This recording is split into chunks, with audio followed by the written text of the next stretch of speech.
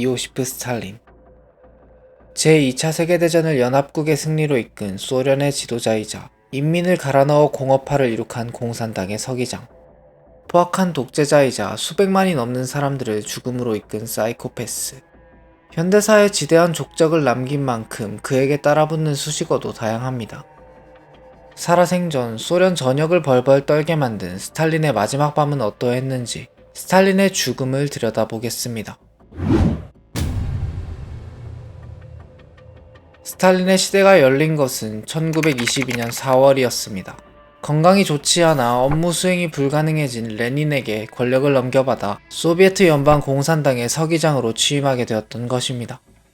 43살에 시작된 스탈린의 시대는 무려 31년간 지속되며 소련의 영광과 그림자를 함께하게 됩니다. 31년이라는 시간 동안 소련의 체제에 조금이라도 반하는 사람들은 스탈린의 땅에서 숨죽여야 했으며, 목소리를 낸 사람이나 그의 가족들 혹은 잠재적 위험분자들은 굴라크라 불리는 강제 수용소에 보내지거나 자잘한 죄목이 붙은 채 처형당하기 일쑤였습니다. 이렇게 죽어나간 이들이 건실한 사회주의 국가 건설의 대가였던 것입니다. 스탈린의 그런 잔악무도함이 말년에는 오히려 복수에 대한 두려움으로 변해 스탈린 스스로를 옥죄어오게 됩니다. 스탈린은 원래가 걱정과 불안이 많은 사람이었습니다. 권력의 정점에 오른 이래 자신의 자리를 노릴 수 있는 이들을 항상 경계했으며, 그런 종자들은 미리 싹을 자르기 위해 숙청을 수시로 감행했습니다. 찔러도 눈물 한 방울 나올 것 같지 않던 냉혹함은 불안과 망상으로 가득한 내면의 겁쟁이를 감추기 위한 가면에 가까웠습니다. 편집증과 의심증은 나이를 먹을수록 심해졌고 망상장애에 이르기까지 했습니다. 인간성을 상실한 듯한 학살을 벌이던 그도 자신이 나쁜 짓을 벌였다는 자각은 있었는지 말년으로 갈수록 누군가 자신을 암살할 것이라는 두려움을 자주 내비치게 됩니다. 히틀러의 나치 독일과 전쟁을 할 무렵에도 히틀러가 크렘린에 근위병들을 매수해서 자신을 쏠 수도 있을 거라며 근위병들을 가리키며 농담 아닌 농담을 해 주위를 놀라게 한 적도 있었습니다. 그렇지만 그의 악행은 말년까지도 거침이 없었습니다. 덜 알려진 사실이지만 스탈린은 히틀러만큼이나 유대인들에게 잔인했습니다.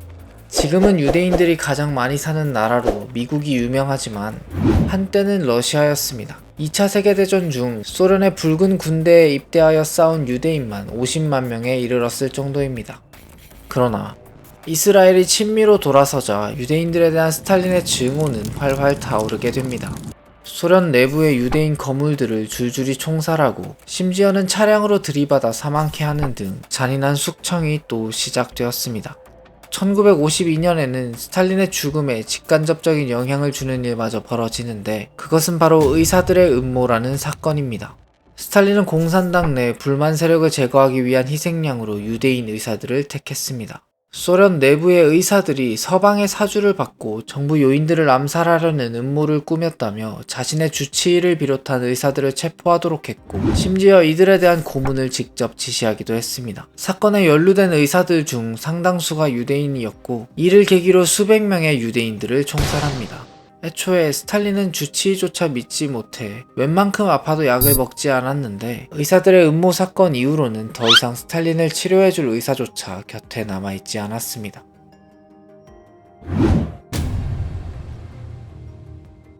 말년의 스탈린은 여느 사람들과 같이 정신과 육체가 쇠약해져 갔습니다. 권력을 내려놓으면 누군가 바로 자신에게 복수할 것이라 생각한 스탈린은 끝까지 소련의 최고 지도자로 남고자 발악했습니다. 그러다 보니 정부의 모든 결정은 느려졌고 제대로 된 기능을 하지 못했음에도 그에게 감히 충원할 수 있는 사람이 아무도 없었습니다. 그리고 스탈린은 크렘린을 떠나 별장에서 보내는 시간이 많아졌습니다. 물론 그가 별장에 가더라도 집무실에는 밤새도록 불이 켜져 있었습니다. 그가 인민을 위해 사력을 다하고 있음을 보여주기 위함이었죠. 그의 비밀 별장은 최고의 안전지대였습니다. 별장으로 갈 때면 3천여 명의 경호원과 하인이 따라 붙었고, 별장은 외부는 물론 내부까지도 미로처럼 설계하여 비밀스러움을 더했습니다. 그러나 모든 위험으로부터 안전할 줄 알았던 이 결계와 같은 별장이 삶과 죽음의 경계를 넘나드는 삼도천이 될 줄은 스탈린도 몰랐을 것입니다. 스탈린에게 죽음의 사자가 다가온 것은 1953년 초의 일이었습니다. 2월 28일 저녁, 스탈린은 여느 때와 같이 별장에서 영화를 시청하기 위해 측근들을 불러 모았습니다. 이때 모인 이들은 게오르기 말렌코프, 라브렌티 베리아, 니키타 흐루쇼프, 니콜라이 불가닌까지 4명의 측근들이었습니다. 스탈린의 후계자가 나올 가능성이 가장 높은 그룹이었죠. 연회에 참여하지 않는다는 이유로 정부 인사를 숙청한 전적이 있었기에 이들 4인방은 내키지 않더라도 스탈린의 별장으로 향해야만 했습니다. 그렇게 시작된 연회는 즐거운 분위기 속에서 행해졌고 다음 날인 3월 1일 새벽 4시에 이르러서야 끝이 났습니다. 스탈린과 4인방은 모두 심각하게 취했고 스탈린은 기분 좋게 측근들을 배웅까지 해주었습니다. 그리고는 하인과 경호원들에게 자신이 부를 때까지 방해하지 말라는 지시를 남기고 잠자리에 들었습니다. 문제는 그 다음부터였습니다. 그날 정오가 되어서까지 스탈린은 일어나지 않았습니다. 방해하지 말라는 명령이 있었던 데다가 감히 먼저 말을 걸거나 잠을 깨우는 것은 어떤 결과를 초래할지 모르기에 경호원들은 불안감이 몰려오더라도 그저 기다릴 수밖에 없었습니다. 그러다 저녁 6시 반쯤 스탈린의 전용구역인 서재에 불이 켜지자 안도의 한숨을 내쉬었지만 이후에도 아무런 호출이나 명령이 없었습니다. 그렇게 초조한 시간이 흘러 11시경 하인들은 소포가 온 것을 빌미로 방 안으로 들어가 보기로 결정했습니다. 마음을 단단히 먹은 뒤 방문을 열고 나서 본 것은 바닥에 쓰러져 있는 스탈린의 모습이었습니다. 의식이 있었으나 말을 할 수 없었고 무언가 도움을 청하려는 듯 왼손을 올리고 있었습니다. 게다가 손을 심하게 떨고 있었고 소변을 잔뜩 흘린 상태였습니다. 한눈에 봐도 정상이 아니었죠.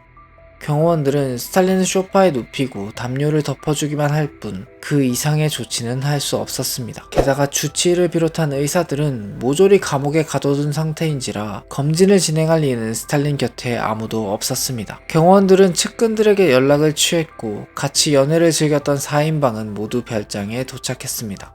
이들은 조심스럽게 스탈린의 상태를 살폈습니다. 특히 말렌코프는 스탈린이 깰까봐 구두를 벗고 양말 상태로 조용히 다가가 그의 호흡을 확인했습니다. 그리고 나서 내린 이들의 결론은 스탈린이 잠을 자고 있다는 것이었습니다. 비밀경찰의 총수인 베리아는 경호원들에게 불같이 화를 내며 스탈린이 잠을 자고 있을 뿐인데 왜 난리냐며 경호원들을 질책하였고 곧이어 측근들은 집으로 돌아갔습니다. 하지만 별장에 남은 경호원들은 스탈린의 상태가 심각함을 계속해서 호소했고 결국 당 중앙위원회에서는 의사를 보내기로 결정했습니다. 하지만 의사들이 도착하여 스탈린을 진단했을 때는 이미 손을 쓸 수가 없는 상태였습니다. 스탈린의 한쪽 팔다리는 마비되었고 입에서는 피를 토하며 불규칙한 호흡을 반복하고 있었습니다. 급박해진 측근들은 스탈린의 상태를 확인하기 위해 잡아 가두고 고문했던 의사들을 찾아가 자문을 구하기까지 했으나 의사들의 결론은 사망할 가능성이 높다는 것이었습니다. 이로써 스탈린의 시대의 사망 선고가 내려짐과 동시에 새로운 권력 투쟁의 시대가 시작됨을 알리는 일이었습니다. 스탈린이 쓰러지고 4일째가 되던 3월 5일 당에서는 건강상의 이유로 스탈린을 서기장에서 해임하고 말렌코프를 그 자리에 추대했습니다. 베리아와 불가닌 등도 부의장 등 주요 요직에 임명되었습니다. 그리고 이 결정이 있고 70여 분 뒤 스탈린은 사망했습니다. 스탈린의 부검 결과가 사라진 통에 한동안 스탈린의 죽음에 대한 수많은 의혹이 따라붙었습니다. 그도 그럴 것이 스탈린의 자리를 노리는 자들만 해도 한둘이 아니었으며 그의 평소 행실을 되돌아보면 언제 누구한테 죽어도 이상할 것이 없었습니다. 게다가 평소 큰 병환이 있었던 것은 아니기에 죽음 또한 갑작스러운 것이어서 정황상 충분히 의심을 살만했습니다. 가장 큰 의심을 산 이들은 단연 별장에서 스탈린의 정상적인 모습을 마지막으로 본 4인방이었습니다. 특히 별장 연회의 장면은 흐르쇼프의 증언에 기반하여 재구성된 것이어서 이를 사실로 받아들이지 않는 이들도 많았습니다. 일각에서는 즐겁게 연회를 즐긴 것이 아니라 엄숙한 회의를 한 것이고 새벽 4시까지 측근들에게 불같이 화를 내며 질책하였다고 주장하기도 합니다. 게다가 베리아는 스탈린의 신임을 받아온 인물임에도 스탈린이 정신을 잃어갈 때 온갖 욕설을 하다가 정신이 돌아오면 그의 손을 맞잡고 부드럽게 바라보기를 반복했다고 하니 평소 측근들이 스탈린을 바라보는 감정은 다들 베리아와 비슷하지 않았을까 추측되기도 합니다.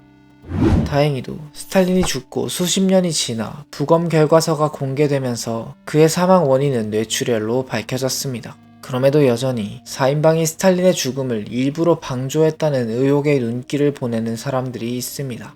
명백한 것은 스탈린의 죽음은 스탈린 스스로가 자초한 일들로부터 상당한 영향을 받았다는 것입니다. 비밀별장이라는 견고한 성을 지어 자신을 감췄지만 의사들은 물론 측근들에게까지 신뢰를 잃어 그 누구의 진심 어린 도움을 받지 못한 채 별장에서 죽어갔다는 것입니다. 스탈린의 죽음에 대한 내용을 블랙 코미디 형식의 영화로 풀이한 2019년의 영화 스탈린이 죽었다를 보시면 관련된 내용과 권력 암투를 흥미롭게 접할 수 있으니 참고하시면 좋을 것 같습니다. 앞서 말렌코프가 서기장으로 스탈린의 자리를 계승했다고 했는데 말렌코프의 권력도 오래가지 못했습니다. 스탈린이 죽은 그해 9월 프리쇼프에게 밀려 서기장의 자리를 내주었고 1955년에는 아예 실각하여 목숨만 부지한 채 카자흐스탄의 수력발전소 관리인으로 30년을 살게 됩니다. 수많은 사람들을 굴라크로 보내고 학살하는 일에 앞장섰던 베리아도 마찬가지였습니다. 서방과 내통했다는 이유로 재판에 넘겨진 베리아는 사형 선고를 받고 처형되었습니다. 최후의 승자는 결국 프루쇼프였습니다. 프루쇼프는 스탈린 격하 운동까지 벌이며 스탈린 집권기의 문제점들을 강하게 비판했습니다. 스탈린이 있었기 때문에 독일과의 전쟁에서 이긴 것이 아니라 스탈린이 있었음에도 불구하고 이긴 것이다 라는 말을 연설해서 할 정도로 서슴없이 스탈린을 비판했습니다. 숨막히는 스탈린의 공포정치를 다시 겪고 싶지 않다는 공산당원들의 바람은 프루쇼프에 대한 지지로 이어졌습니다. 물론 그 프루쇼프도 영원한 권력을 누리지 못하고 11년의 통치 이후에 브레즈네프에게 밀려 실각하게 됩니다. 스탈린의 죽음은 권력의 덧없음을 보여주는 대표적인 사례입니다. 그가 아무리 살아생전 무소불위의 권력을 휘두른들 죽음 앞에서는 그가 사지로 내몬 수많은 희생양들과 다르지 않은 모습을 보였습니다. 스스로가 저지른 악행이 본인을 옥죄어오게 만들었다는 점에서 자승자박이라는 사자성어가 떠오르기도 합니다. 이로부터 얻을 수 있는 교훈은 인간의 수명에 한계가 있는 한 권력 또한 유한하다는 것입니다. 스탈린이 그랬듯 지금 현재의 권력자들도 마찬가지일 것입니다. 권력을 가진 자들은 권력의 크기가 어떠하든 그 힘 앞에서 겸손하길 바라봅니다. 영상 시청 감사드리며 구독과 좋아요는 영광입니다.